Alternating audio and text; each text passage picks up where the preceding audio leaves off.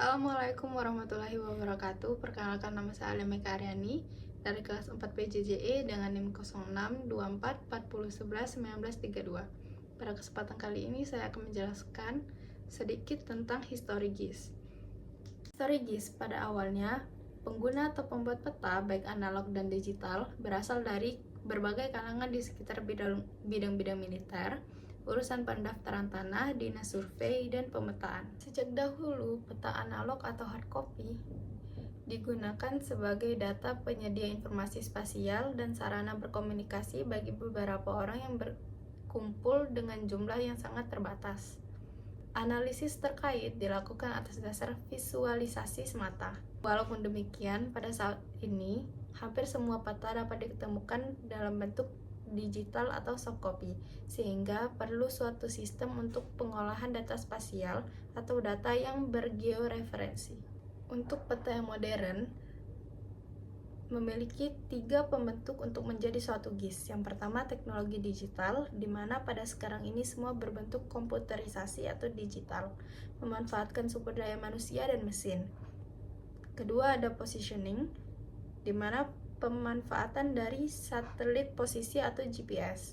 Yang ketiga, ada remote sensing, yaitu penginderaan jarak jauh, di mana kita dapat memilih citra satelit dan mengolahnya dalam suatu pekerjaan, yaitu Geographic Information System atau GIS. Selanjutnya ada teknologi perolehan data spasial 1. Tersedia beberapa sistem satelit penentuan posisi atau navigasi yang makin akurat dan bisa diakses oleh publik kapan dan di mana saja pengguna berada. Terdapat 4 satelit. Yang pertama, satelit GPS yang dimiliki oleh Amerika. Yang kedua, GLONASS yang dimiliki oleh Rusia. Yang ketiga, Galileo milik Uni Soviet. Yang keempat, COMPAS yaitu milik Cina. Yang kedua, tersedia perangkat total station atau plus program post processing yang dapat menghasilkan data ukuran terestrial 3 dimensi berskala besar dengan relatif cepat dan format digital. Yang ketiga, tersedia perangkat digital echo sounder single atau multibeam untuk mengukur kedalaman laut sehingga terintegrasi dengan perangkat receiver GPS, dapat menghasilkan data ukuran perairan dangkal 3 dimensi berskala besar dan dengan relatif cepat dan format digital. Keempat, tersedia sensor-sensor termasuk radar atau kamera yang beresolusi tinggi yang dapat menghasilkan data spasial 3D yang akurat dalam format digital.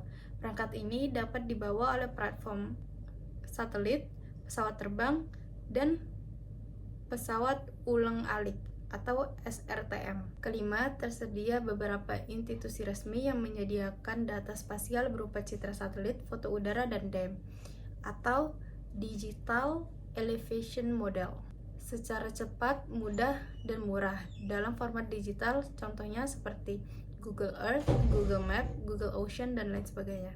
Yang keenam, tersedia teknologi pendukung perangkat keras dan lunak, telekomunikasi, dan jaringan internet yang makin canggih.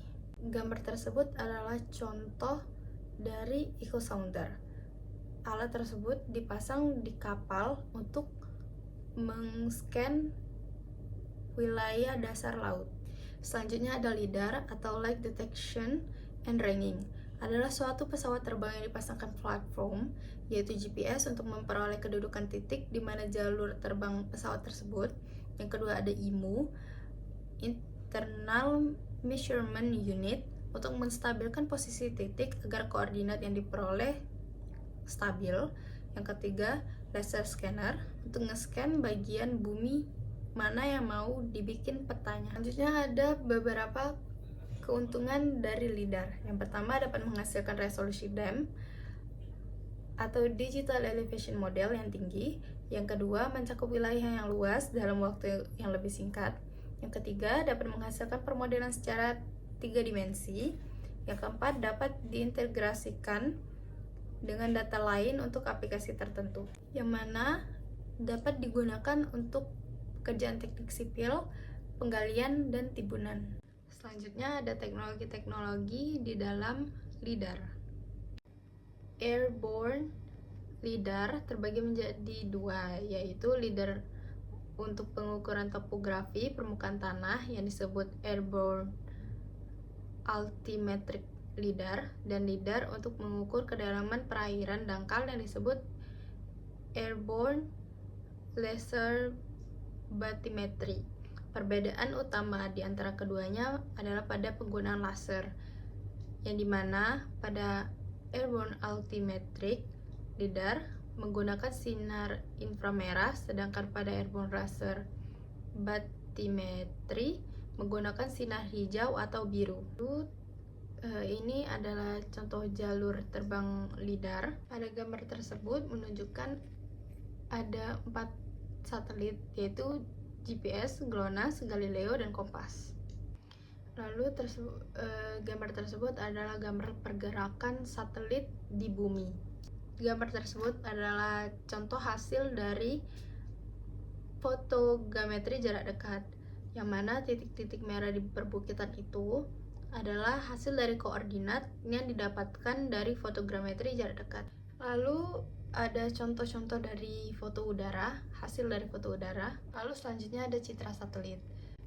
Gambar tersebut menunjukkan bahwa bagaimana satelit mengcapture bagian bumi yang ingin dibuat petanya, dengan operator satelit tersebut tetap berada di bumi. Lalu ada peta topografi planet Mars. Selanjutnya, esensi sistem informasi geografis, yaitu terbagi menjadi dua, yaitu data spasial dan non-spasial, yang mana data spasial tersebut itu data yang memiliki koordinat atau yang biasa disebut dengan data bergeoreferensi. Sedangkan data non-spasial adalah properti dari data spasial, di mana data non-spasial dan spasial ini saling berhubungan, di mana data non-spasial itu bisa menerangkan tentang data spasial itu sendiri. Misalkan data spasialnya itu sebuah jalan, jadi data non-spasialnya nama jalan, panjang jalan, lebar jalan, alamat jalan, dan lain sebagainya. Sekian video dari saya. Jikalau ada kesalahan dalam penyampaiannya, saya mohon maaf. Wassalamualaikum warahmatullahi wabarakatuh.